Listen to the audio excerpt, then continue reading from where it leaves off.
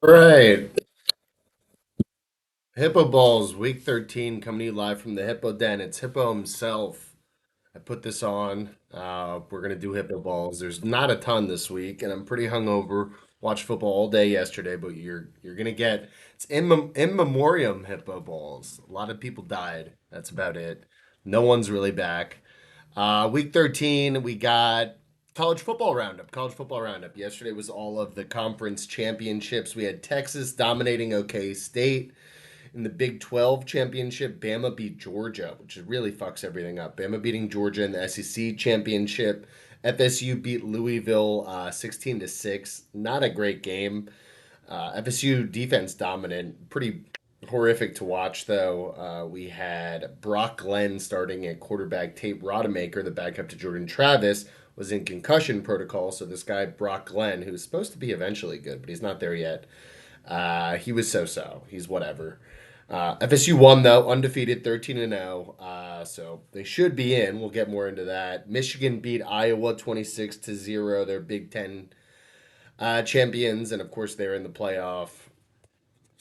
That's what I got. Who's back? We got playoff chaos. Playoff chaos is back. Next year, it's going to be a lot easier, of course, with 8 teams. I think eight, or is there 12? Either way, there's more than four. With the four, this is all confusing, especially with the Alabama beating Georgia. No one likes that. Also, Oregon, Washington beating Oregon. A lot of confusing stuff happening. Basically, my projections are, and these are my projections. I know that they're going to get to it. I think at noon they're doing the playoff special. Who's in, who's out, what bowls everyone's going to.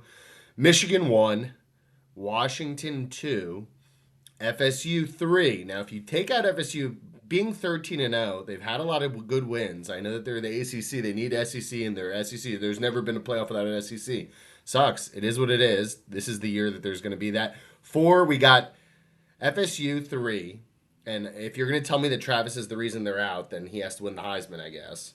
They're still going to be good enough. Tate will make it back next game. I like FSU, of course. I'm a homer. So, 4, we got Texas. Texas over Alabama. Texas over Georgia. I like that. Hook 'em horns. Texas in at 4. That would mean FSU in the Rose Bowl January 1st against Washington and Michigan versus Texas in the Sugar Bowl January 1st. That's my projections. Michigan, Washington, FSU, and Texas. That's all for who's back. I didn't see anybody else back. I looked all through the internet and no one's back. A lot of dead though. We got dead. Start off with Henry Kissinger. I told you I was going to give you 15 minutes on Henry Kissinger. I'm going to give you 15 minutes on Henry Kissinger. I just wrote a book report on I just read thousands of pages on Henry Kissinger and he's a complicated man. A lot of good, mostly bad, but some good. Look at him. Good Jew though. Look at that guy. Look at that. Jew. Got to stand by Henry Kissinger. He's our boy. Anyways though, turns out he died at 100 this week. He served as the National Security Advisor and Secretary of State under Nixon and Gerald Ford. He never ran for elected official himself, but was the puppet master behind the scenes for especially foreign policy.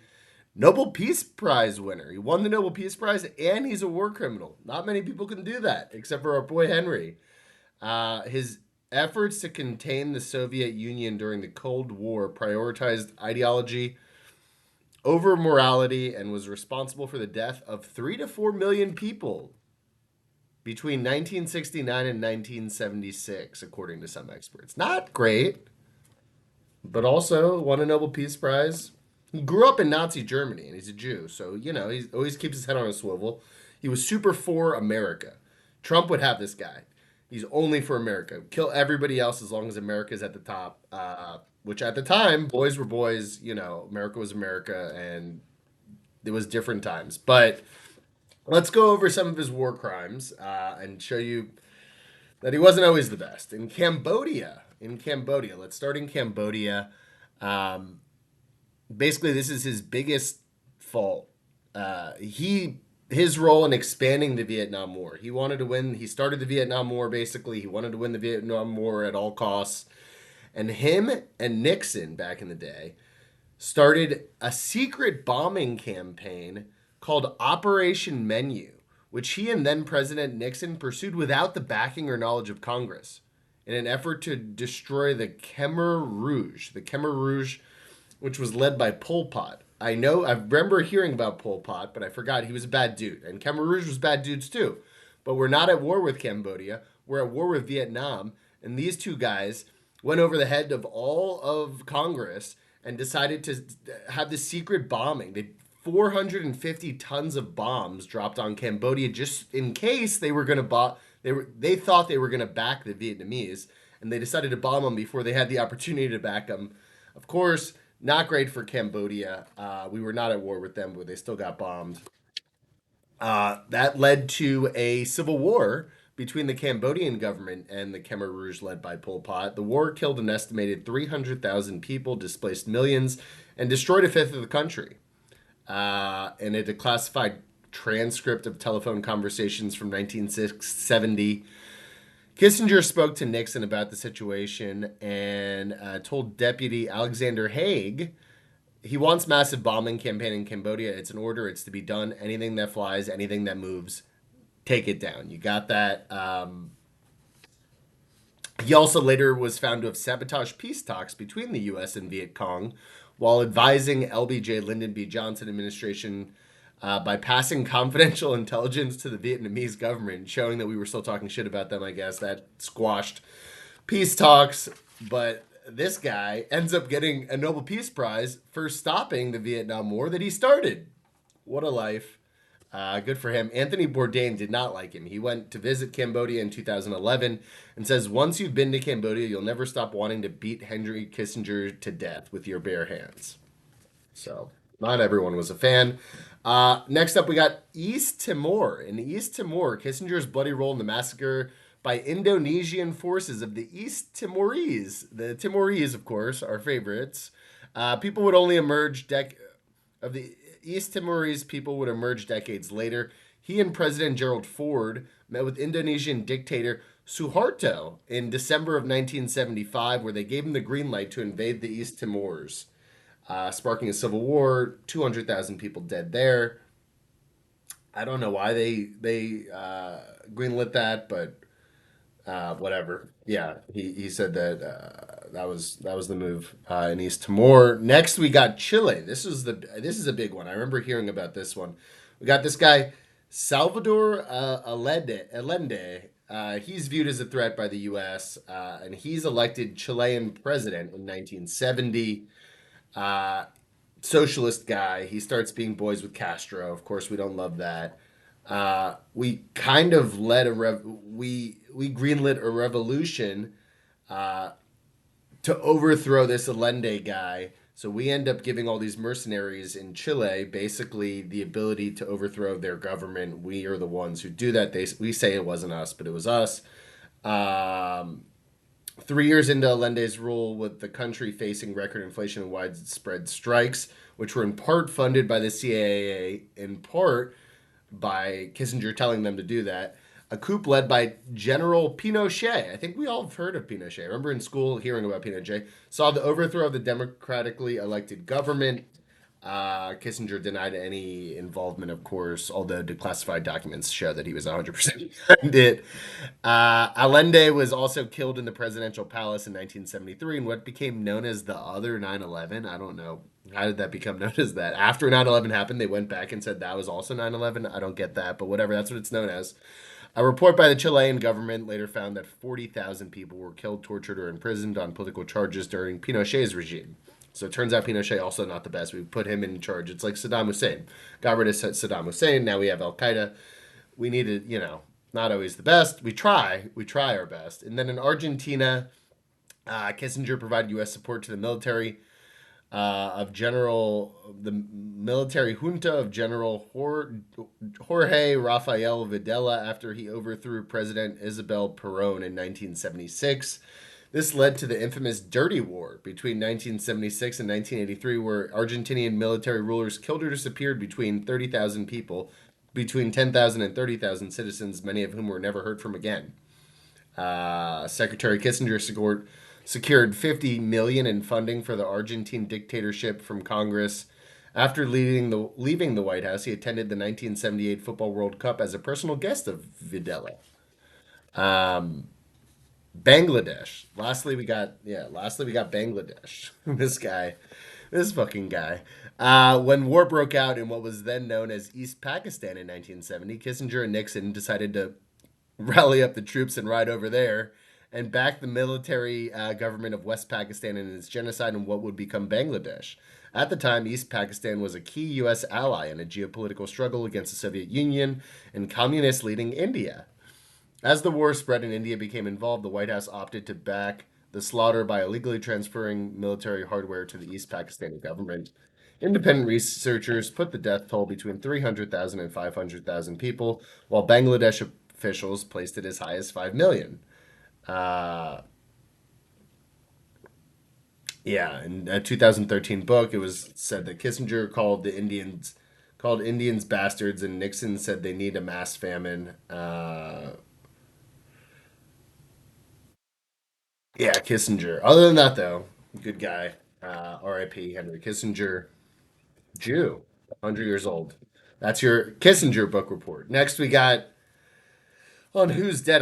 Man, I just did like 8 minutes on Henry Kissinger. I told you, not a lot of news. Charlie Munger died. Charlie Munger died. This is actually a good guy. I should have done more on Charlie Munger, but I don't got much. Dead at 99. Warren Buffett's right hand man. Berkshire Hathaway. Him and Warren Buffett are Berkshire Hathaway.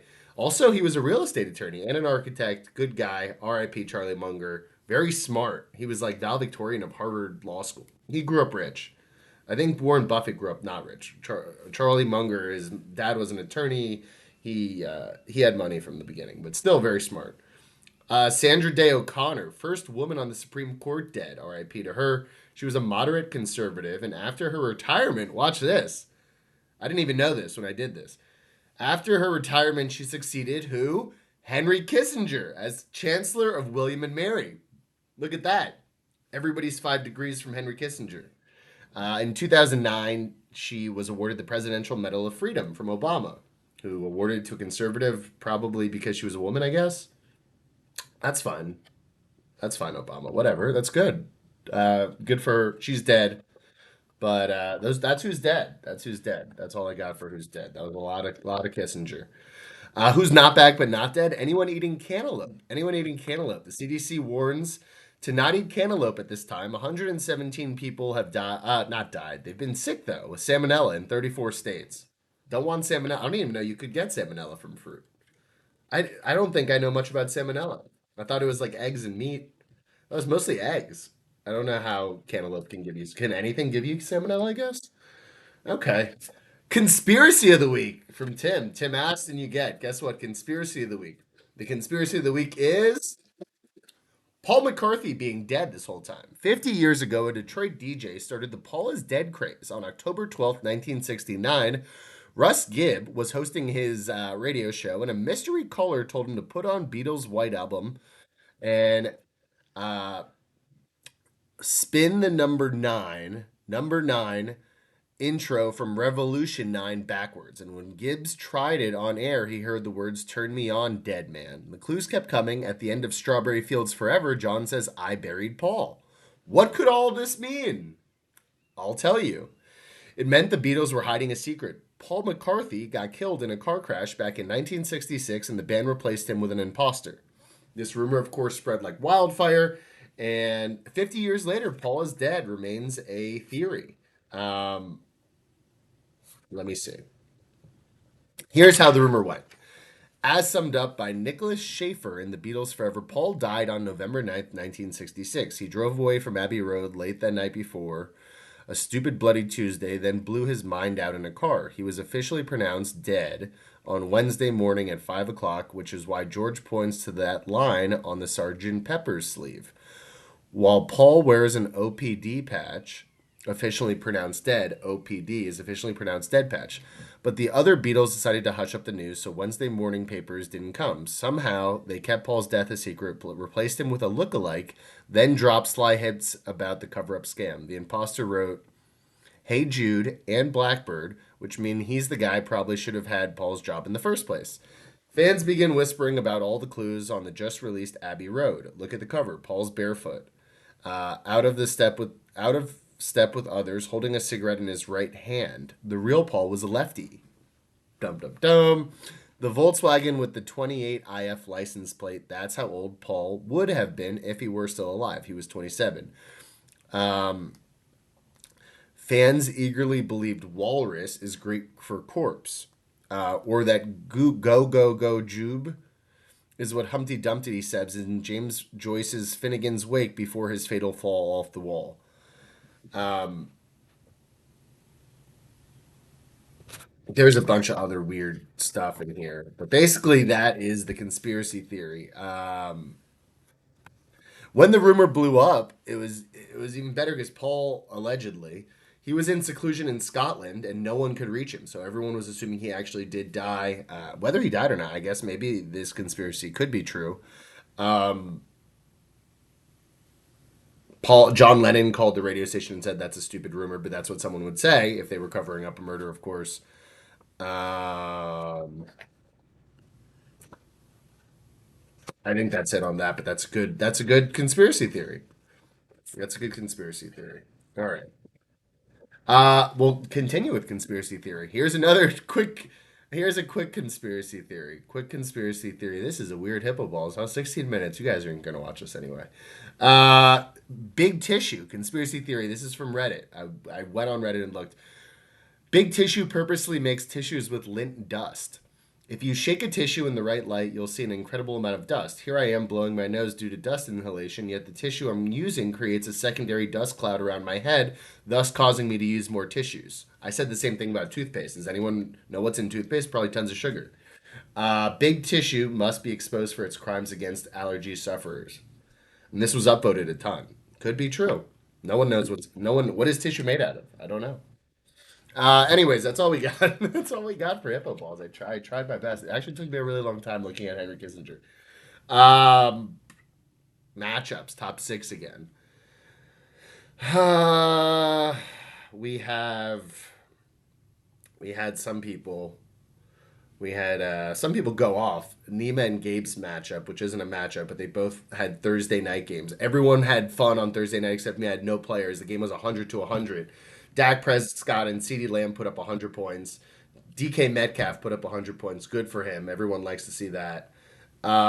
Siegel got 16 from Brandon Cooks. Look at that. Look at that start. He was asking everyone, should he start Cooks? He stood by his gut. Good for you. Tony Pollard put up 17 for Navid. Jake Ferguson put up 19 for Ben. It's going to be another tough week. I'm projected 115. I don't love that. I like my matchups, though. So far, give me Nima, Gabe in the top six. Give me Ben in the top six. Give me Siegel in the top six. Look at that. Maybe sneaking to the playoffs. Little sneaky Siegel. Give me me, of course, in the top six, and then give me Navid in the top six. That's what I got. And then for bets, I don't know, man. I haven't looked at this. Give me Dolphins -9 at Washington. Doesn't matter. Give me Chargers -4.5 on the road against New England Bailey Zappies. And give me